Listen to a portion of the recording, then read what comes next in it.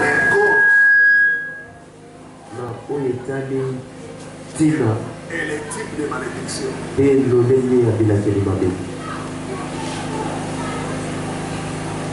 Nous sommes arrêtés sur les malédictions provenant de Dieu.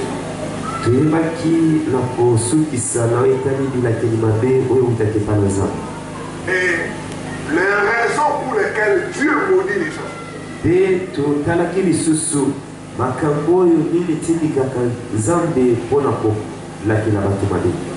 Nous allons continuer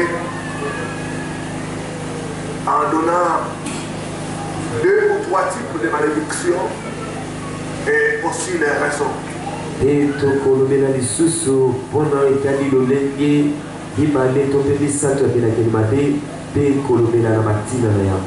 Maintenant, nous devons pour la lecture de la parole de Dieu.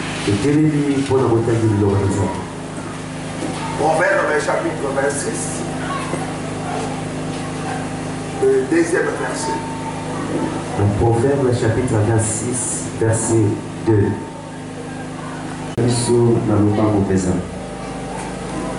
Proverbe chapitre 26, le 2e verset, j'ai lu au nom de Jésus-Christ.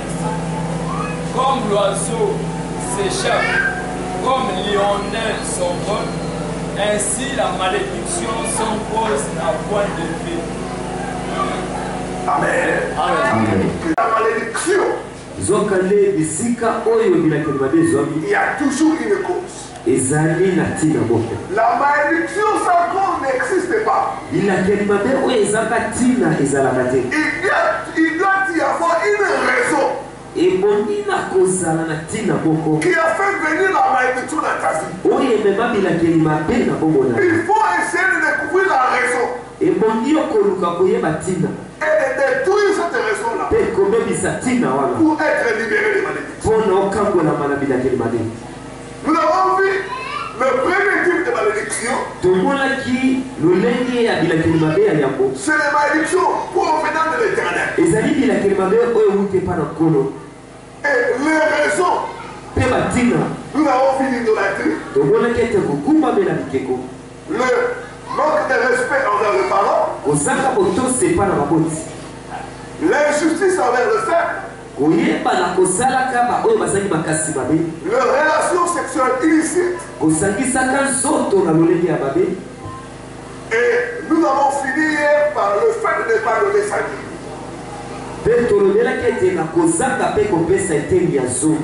Je vais continuer avec le deuxième type de malédiction qui existe.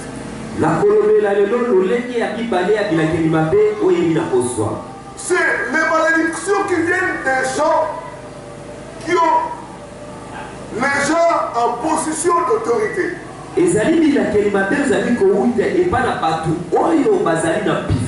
Les malédictions provenant des figures d'autorité. Bien-aimé, Dieu a organisé la société humaine de telle sorte qu'il y a certaines personnes qui ont autorité sur d'autres.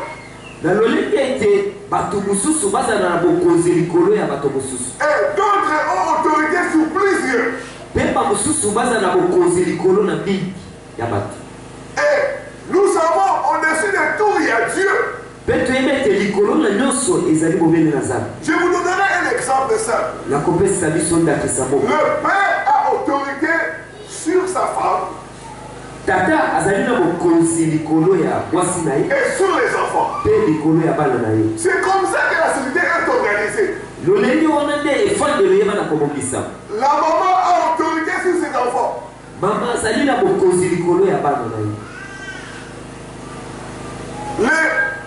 Le professeur ou le maître a autorité sur ses élèves. Sur ses étudiants.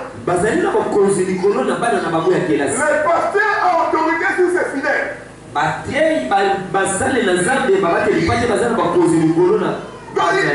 Il y a des figures d'autorité. Et Et ces gens qui sont établis en position d'autorité peuvent vous maudire. Et ces malédictions peuvent vous atteindre. Quelqu'un qui est en position d'autorité peut prononcer des paroles négatives sur toi et t'atteindre.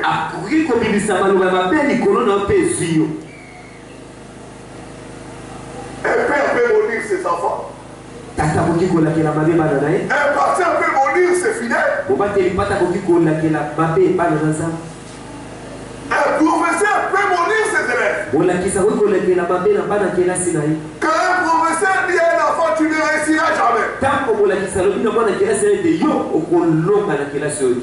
Tu n'arrives jamais à apprendre. Ça, c'est une malédiction. Même dans les familles, il y a la personne qu'on appelle chef de famille.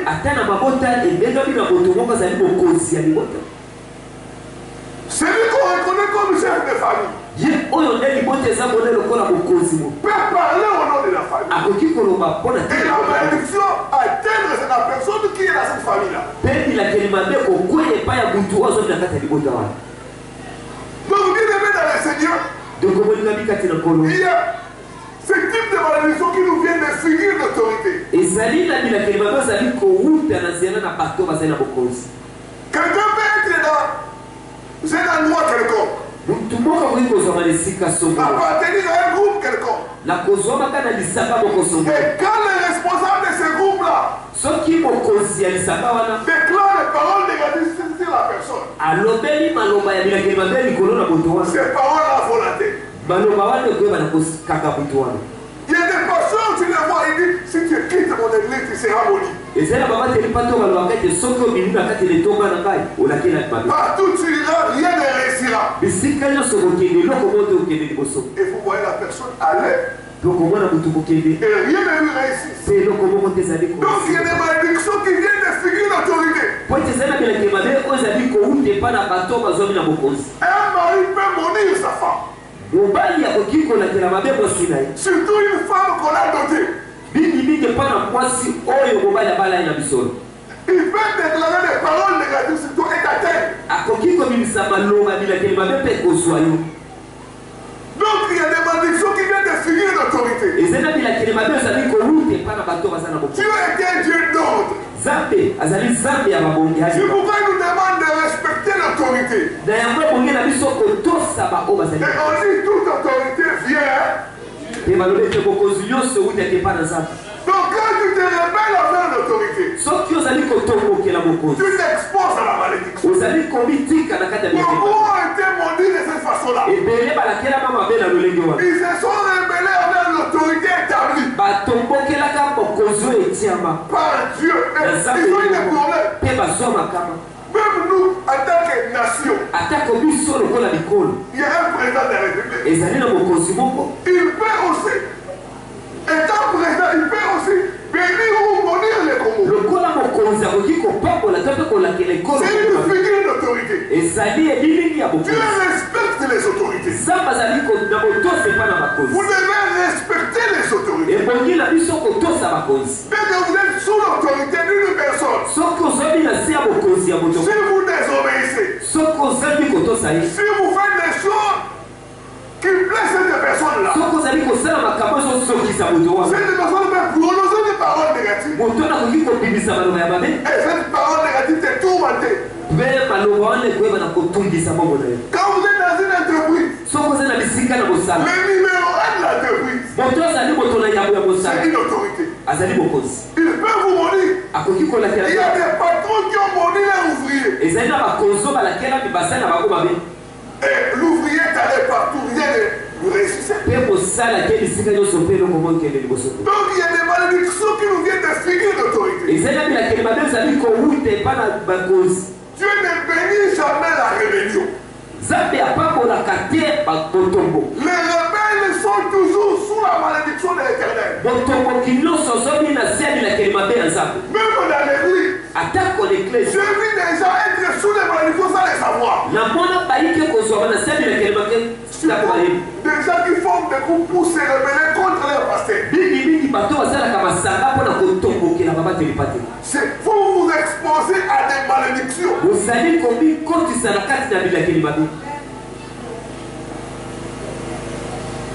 Donc, ce type de malédiction nous vient de figure d'autorité qui a organisé les choses. Une personne a une autorité sur une autre. Et ainsi de suite.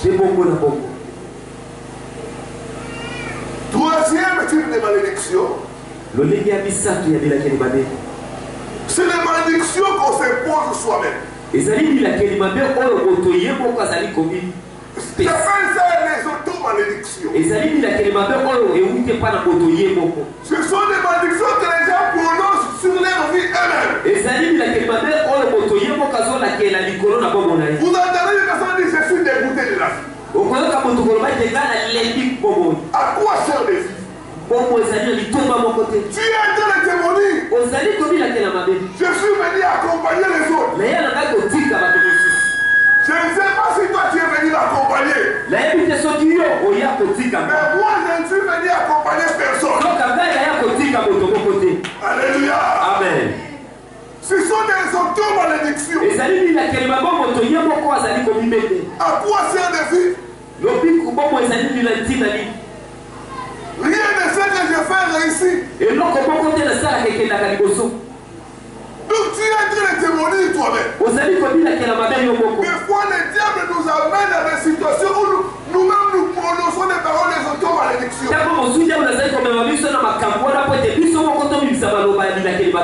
après il prend cela pour nous attaquer. Donc les auto-malédictions. Moi je n'ai pas la chance. C'est une auto-malédiction. Tout ce que je fais, ça échoue toujours.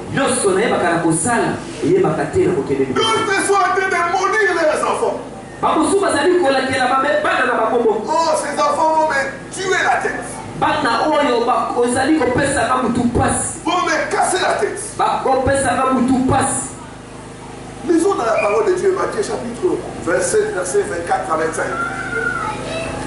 Parce que la Bible me dit, la vie et la mort sont au pouvoir de la langue.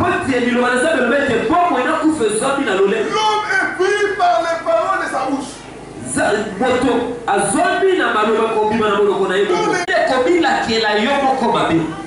Lisez. Matthieu chapitre 27, verset 24 à 25. Pilate, voyant qu'il ne gagnait rien, mais que le tumulte augmentait, prit de l'eau, se lava les mains en présence de la foule et dit: je suis innocent du sang de ce juste. Cela vous regarde. Et tout le peuple répondit: que son sang retombe sur nous et sur nos enfants. Pilate s'est lavé les mains. Pilate est sorti de cette affaire-là. Et les Juifs eux-mêmes ont dit que son sang retombe sur nous et sur nos enfants. C'est une auto-malédiction. Regardez les Juifs comment ils sont morts. Après la mort de Jésus-Christ, regardez les gens qui les sont arrivés. Comment ils ont été décimés. Ils ont demandé eux-mêmes que son sang coule sur nous. Que son sang tombe sur nous. Et sur nos enfants. Il y a des paroles, des fois nous disons sous l'effet des émotions. Sous l'effet de la colère. Sous l'effet de déception. Le diable utilise ces paroles-là pour nous détruire. J'ai reçu le cadeau de maman. Elle a les cinquantaines. Quand elle le voyait, son propre père maltraitait sa mère. Elle disait: à quoi sert de me marier? Moi je ne vais jamais me marier. Bien-aimé dans le Seigneur, cette femme, Dieu l'a fait grâce. Elle a utilisé étudié. Elle a eu le travail. Mais pas de mariage. Le diable a commencé à utiliser ces paroles-là. Cette auto-malédiction-là. Pour la bloquer. Il a dit, vous connaîtrez la vérité. Et la vérité vous affranchira. Elle-même s'est condamnée. Beaucoup de fois nous nous condamnons nous-mêmes. Par des auto-malédictions. Ça ne va pas pour moi. Les hommes ne m'aiment pas. Ah, moi c'est toujours l'échec. Ce sont des auto-malédictions. Je n'ai pas la chance dans le domaine des relations. Je fais toujours des gens du bien. Ils me rendent le mal. Je suis dégoûté de la vie. Ce sont des auto-malédictions. Beaucoup se maudissent eux-mêmes. En tout cas, moi, je ne vais plus me marier. Tu es en train de te condamner. Cette maman s'est condamnée elle-même. Elle va commencer à chercher les mariages. Les mariages a fui loin d'elle. Pourquoi? À cause des paroles. Vous savez bien aimer dans les secteurs. Les choses que vous critiquez. Les choses que vous critiquez. Les choses que vous condamnez. Vous cherchez cela loin de vous. Est-ce que quelqu'un est en train de comprendre? Amen. Les choses que vous condamnez. Que les choses que vous critiquez. Vous cherchez cela dans le monde spirituel loin de vous.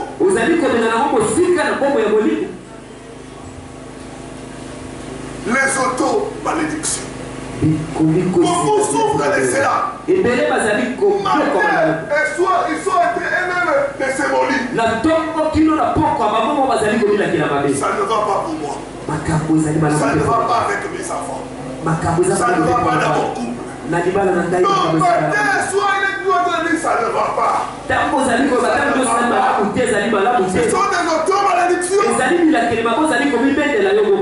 Tu ouvres la porte. La Bible dit la vie et la mort sont au pouvoir de la langue. Quand tu parles de négativité, tu es en train de mourir, de te mourir. Et tu donnes l'action de Dieu. Beaucoup souffrent à cause des auto-malédictions.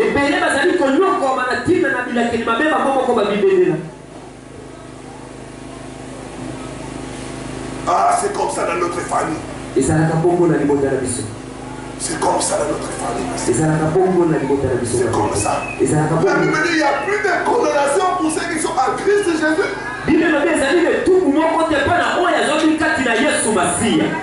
Certes, tu es condamné, ma soeur. Certes, tu es condamné. Dieu ne te condamne pas.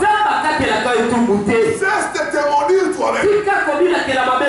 Même s'il y a du noir, la lumière apparaîtra. La Bible dit vers le soir, la lumière apparaîtra. La lumière apparaîtra. C'est que je sais. Que je sais. Que vers le soir, la lumière apparaîtra. Je vois la lumière apparaître pour quelqu'un. La lumière va apparaître pour quelqu'un. Au nom de Jésus. Puis la lumière apparaîtra pour moi. La lumière apparaîtra pour moi. Je t'entends pas. La lumière apparaîtra pour moi. Aide-moi. Dis à une personne qui est près de toi, la lumière apparaîtra pour moi. La lumière apparaîtra pour moi. Amen. Amen. La lumière apparaîtra pour toi. Enlève les paroles de ton malédiction. Beaucoup doivent se repentir. À cause des auto-malédictions sur leur vie. Donc, les malédictions Les auto-malédictions. Quatrième type de malédiction. C'est pourquoi vous ne m'entendez jamais dire que ça ne va pas. Quand j'ai compris que la loi des auto-malédictions, je dis toujours que ça va aller. Ça va aller. Tout va bien. Tout va bien. Parce que je connais la loi. Il faut parler pour voir. Si tu parles négativité, tu verras aussi la négativité. Amen, l'église. Amen. Quatrième type de malédiction. C'est la malédiction des semailles et de la moisson. Genèse 8, verset 22. Et puis Galates 6, verset 7. Il y a une malédiction des semailles et de la moisson. Beaucoup en sont victimes. Beaucoup ne sont ne marchent pas dans leur vie. À cause de ce qu'ils ont semé. Tout acte, tout comportement est une semence.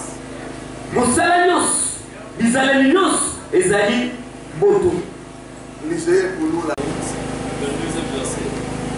Donc la terre subsistera, les semailles et la moisson, le froid et la chaleur, l'été et l'hiver, les jours et la nuit ne cesseront point. Il y a une loi qui ne va jamais faire de la moisson. Ce qu'un homme aura semé, il le moissonnera. Galates 6, verset 7. Il est écrit, ne vous y trompez pas, on ne se moque pas de Dieu. On ne se moque pas de Dieu. C'est qu'un homme aura semé, il le moissonnera aussi. Ce qu'un homme aura, il le moissonnera. Donc il y a la malédiction des semailles et de la moisson. Cette malédiction vient à cause de ce que nous avons fait dans le passé. À cause de ce que nous avons semé. Vous ne récoltez que ce que vous avez semé. C'est la loi du retour. Si vous semez la malhonnêteté, la méchanceté, le refus de payer la dette, les vols, le détournement de biens, le mensonge, les avortements, vous allez récolter cela. C'est la loi du retour. C'est une malédiction qui ne tourne pas. Ce que vous semez, c'est ce que vous récolterez. Beaucoup souffrent à cause de cette malédiction-là. Je n'ai pas d'ailleurs avec un frère qui était dans des difficultés terribles. J'ai fait entrer dans le prier, ça n'allait pas. Jusqu'à ce qu'il est venu un jour me dire non, pasteur. Je dois confesser. Bien, en tout cas, pasteur, je n'ai pas bien marché. J'ai fait avorter des filles. J'ai escroqué des gens de l'argent. J'ai promis à des filles de mariage et je ne les ai pas épousées. Il y a la malédiction des semailles de la moisson. C'est qu'un homme aura semé. Il le moissonnera. Beaucoup souffrent à cause de cela.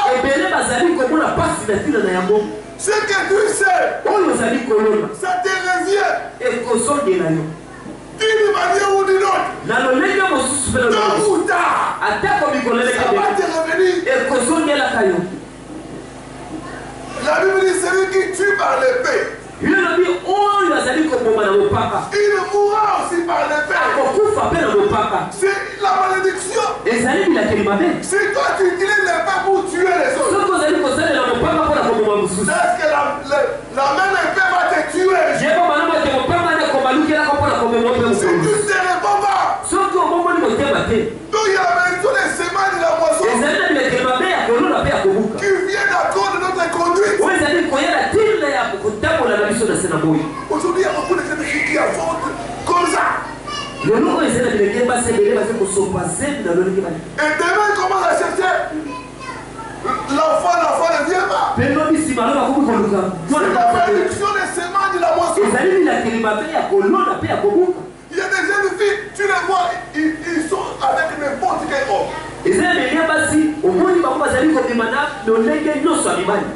Et demain, ils ont le sida. C'est quoi? C'est la malédiction des semaines de la moisson. Il y a une malédiction. Il sait qu'un homme aura semé. Il moissonnera. Donc si tu sèmes aujourd'hui, beaucoup de gens ne comprennent pas cette malédiction. Ils croient que si je fais le mal aujourd'hui, c'est aujourd'hui seulement je vais récolter. Tu as dit fais le mal aujourd'hui. La malédiction viendra demain. C'est comme ça que ce doit fonctionner. Tu fais aujourd'hui, tu ravis les maris d'autrui. Tu troubles le foyer d'autrui. Tu vois, rien n'était arrivé. Demain maintenant, quand toi tu vas te marier, tu vois, une jeune femme prend de ton mari et partit. Pourquoi? C'est qu'un homme aura semé. Il le moissonne. C'est offensive.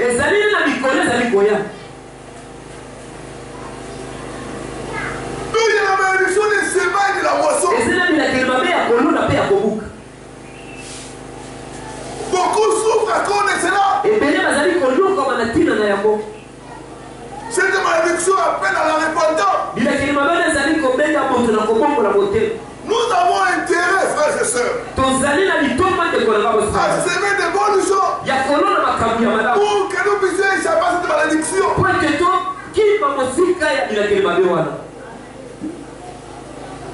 Dieu ne veut pas mentir. Il sait qu'un homme aura semé. Il le moissonnera. Je me rappelle quand nous avons commencé à servir Dieu à l'église. Il y en a qui semaient des aventures. Il va, il fait n'importe quoi, il vient. Quand Dieu a commencé à bénir les gens, ceux qui semaient les aventures ont commencé à écouter des blocages. Des blocages. Mais ceux qui avaient semé la crainte de l'Éternel ont commencé à récolter des bénédictions. Ont commencé à aller de l'avant. Il y avait une sœur qui chantait bien. Mais cette sœur ne vivait pas une vie droite. Les autres se sont mariés. Mais elle est restée. Elle sortait avec les maris des autres. Mais elle chantait à l'église. Il y a la malédiction de la moisson. Quand les autres sont mariés, maintenant elle voulait demander le mariage. Mais le mariage ne venait pas. Ne venait toujours pas. La malédiction des semaines et de la moisson. Bien-aimé dans le Seigneur, je n'essaie pas de vous faire peur. Je vous dis, il y a une loi. Il y a une malédiction.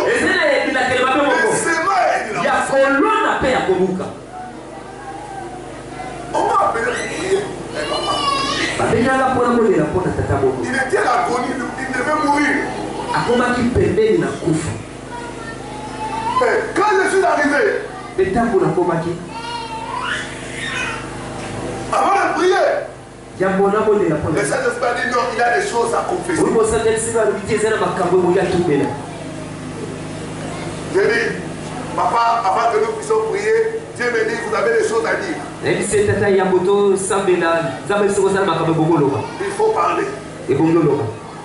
Et il a commencé à confesser.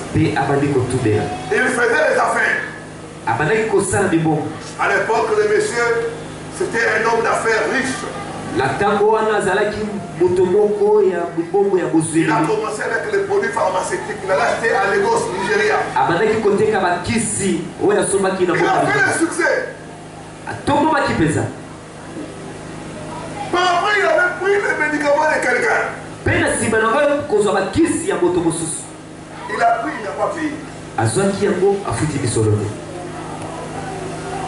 Il est parti, il a commencé, les choses ont marché. Il a changé. Puis, du côté de ce monsieur-là, à un autre côté.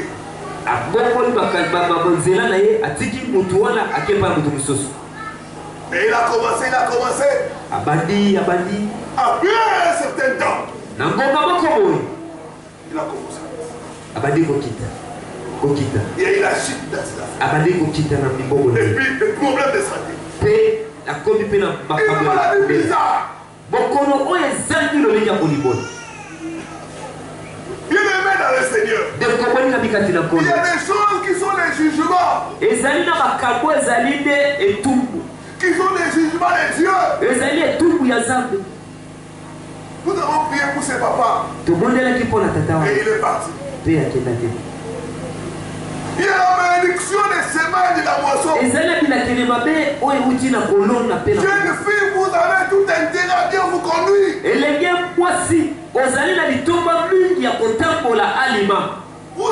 C'est à votre intérêt.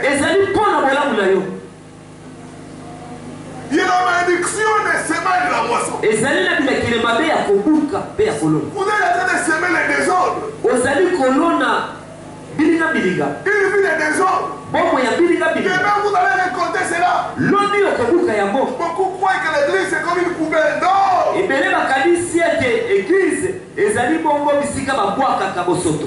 Non, l'église n'est pas une poubelle. Dieu est juste. Dieu est un Dieu de principe. Un homme aura semé. Il le moissonnera. Beaucoup sont en train de souffrir à cause de ce qu'ils ont semé dans le passé. Il y a la malédiction des semaines de la moisson. Je reçois beaucoup de cas. Et chaque fois que je commence à demander à la personne, quelle a été votre marche? Ah, pasteur, en tout cas, je n'ai pas bien marché. Je n'ai pas bien marché.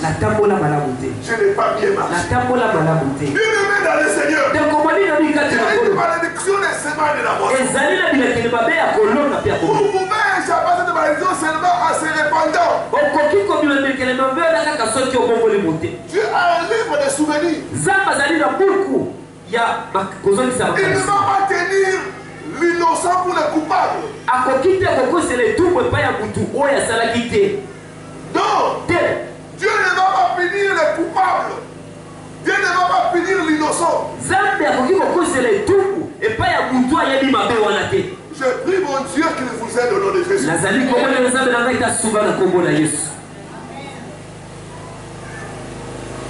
David avait semé la mort dans une famille.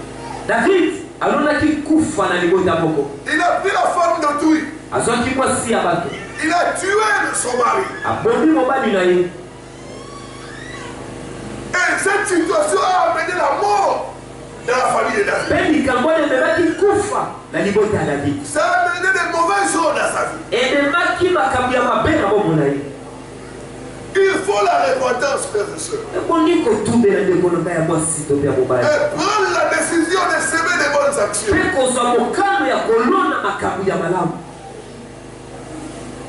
Et Et croire à Dieu pour la restauration.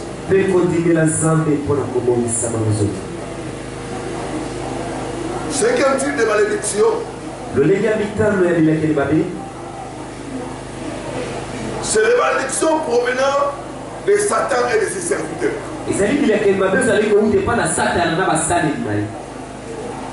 Les diables et ses agents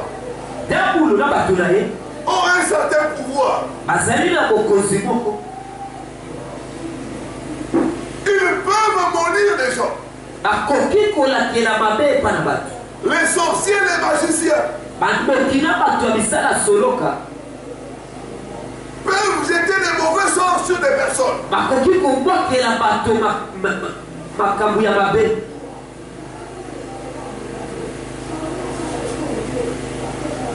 Et ainsi, en tant qu'enfant de Dieu, si nous sommes en relation avec Dieu, la malédiction provenant de Satan et ses serviteurs ne peut pas nous atteindre.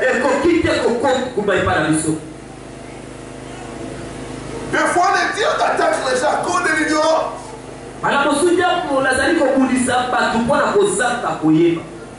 Quand nous regardons le nombre, nombre 22, nombre 23, chapitre 22 et chapitre 23, nous remarquons les rois. Il est allé prendre Balaam, prophète, en tant que divin, pour maudire Israël, afin de stopper les progrès de l'enfant d'Israël. Donc les diables et ses agents peuvent jeter des malédictions sur les personnes pour arrêter leur progrès, pour les stopper, pour les faire souffrir. Donc il y a une malédiction qui vient du diable et de ses agents. Mais mon Dieu va vous délivrer au nom de Jésus. Je vais approfondir cela demain. La malédiction provenant de Satan et de ses serviteurs. Comment cette malédiction opère? Je vais entrer en profondeur demain pour vous montrer comment même la voûte marche. Parce que cette malédiction agit aussi au travers des affrontements. Mais nous avons la victoire au nom de Jésus. Est-ce que quelqu'un est béni? Maintenant nous devons pour la prière.